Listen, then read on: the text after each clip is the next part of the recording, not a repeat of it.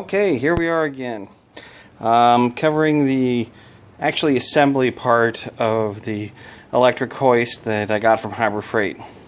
Now, first thing I did was I took the motor out of the housing. Two reasons. One, you have to take the spool off the shaft of the motor, and two, you need to drill some holes in the actual housing.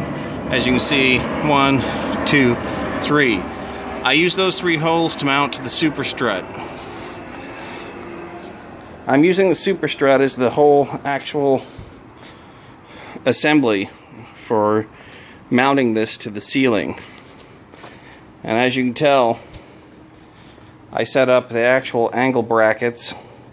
Those will mount through holes and through the actual joist with bolts and washer and nut sets, and end up having 4 of them. I only have 3 on right now because I have to measure the last one. And then what I did to make it simple was I actually used the unistrut itself for mounting.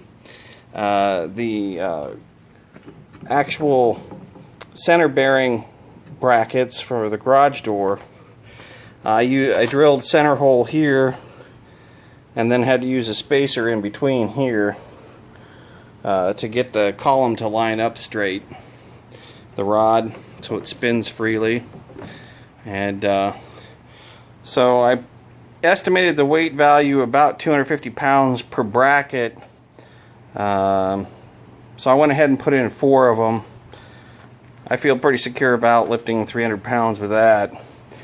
I also went ahead with the garage door pulley system. It's going to use a 1/8 inch cable. It's going to have a cable stop in here, and as the whole pole spins, I'll show you down here, I tightened this one already.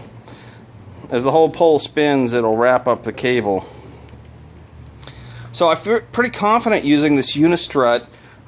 It made things a whole lot simpler trying to figure out on my own.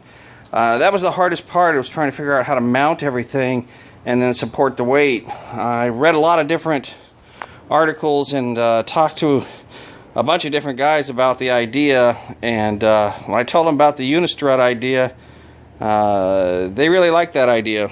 So I think it's going to work. I'm going to go ahead and mount it up into place before I put the motor back in. Motor's real easy to put in. Basically, there are 2 screws that mount from, which this will be the top and the back here, and I just screw the motor in. The shaft of the motor is going to go in here. Again, this is a impact socket, a deep well.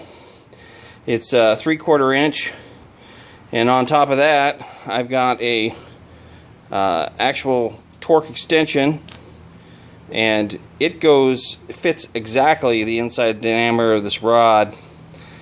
And then I went ahead and drilled a hole through the end of the actual impact extension, and then got some M8s, and tighten them up. So it's real strong metal in there. That bolt's not going to snap, not by this motor anyway. Alright.